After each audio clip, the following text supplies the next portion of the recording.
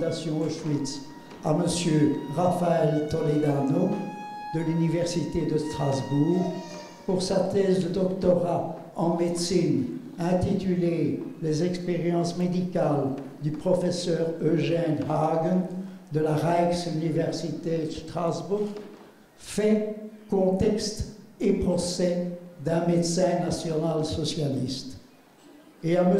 Jean-Louis Rouard pour son manuscrit intitulé « Contribution sur la correspondance illégale en tant que source de recherche sur l'histoire des camps de concentration nazis, application éducative » de l'Université de Liège.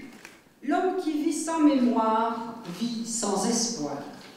Cette maxime résume bien, selon moi, ce devoir qui nous habite toutes et tous d'être des porteurs du passé, de souvenirs, de ces pages parfois sombres et honteuses de notre histoire qui nous aident aujourd'hui à comprendre la folie des hommes et met en exergue notre extrême fragilité.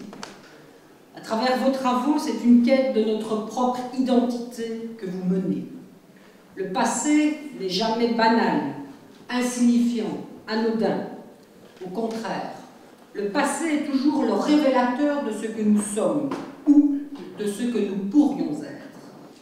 En tant que ministre en charge de la politique scientifique, je souhaite soutenir vos initiatives comme celles qui constituent à mettre à la portée du plus grand nombre des savoirs accumulés qui nous éveillent ou à tout le moins nous maintiennent aux aguets. Je suis enchanté et honoré d'être parmi vous ce soir dans cette magnifique salle de l'Hôtel de Ville de Bruxelles pour recevoir ce prix prestigieux de la Fondation Auschwitz. Je dois dire que depuis la soutenance de ma thèse de doctorat en décembre 2010, de merveilleuses choses se sont produites dans ma vie, dont ce prix est sans aucun doute la clé. Et pourtant, ô combien difficile et tragique fut le sujet dont je me suis occupé, vous l'avez déjà dit, les expériences médicales conduites pendant la Seconde Guerre mondiale par un médecin nazi de l'Université de Strasbourg. Ce médecin s'appelait Eugène Niels Hagen. Avant-guerre, il était considéré comme le meilleur spécialiste allemand en virus. Il avait notamment contribué à la recherche sur le virus de la fièvre jaune au début des années 30 aux États-Unis, qui avait permis de développer le vaccin encore utilisé aujourd'hui. Après, pour finir, rendre hommage aux victimes du professeur Hagen, aux 189 femmes d'Auschwitz, aux 30 femmes de Schirmeck, aux 250 patients de l'hôpital psychiatrique de Birkenau, aux 50 Polonais de Schirmeck, aux adolescents roms et à tous les anonymes qui l'utilisaient dans cette expérience. Le comité de la Fondation Auschwitz, par l'honneur qu'il me fit, que je remercie vivement ce soir, me permet de remettre en lumière ce sujet sensible, mais ô combien nécessaire à notre réflexion actuelle sur la formation médicale, sur le sort de nos patients les plus fragiles et sur le destin des Roms, ce peuple qui fut opprimé sous le nazisme et qui fait l'objet aujourd'hui encore d'un sort peu enviable. Je vous remercie.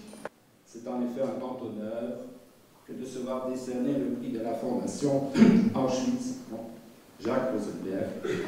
Et je remercie chaleureusement les membres du jury qui ont sélectionné mon étude consacrée à la contribution des lettres illégales à l'histoire des camps de concentration nationaux-socialistes, ainsi qu'aux possibilités d'utilisation pédagogique de ces lettres. Ce prix est la récompense de plusieurs années de recherche, entamées durant et à la fin de ma carrière professorale à la Haute École de la ville de Liège.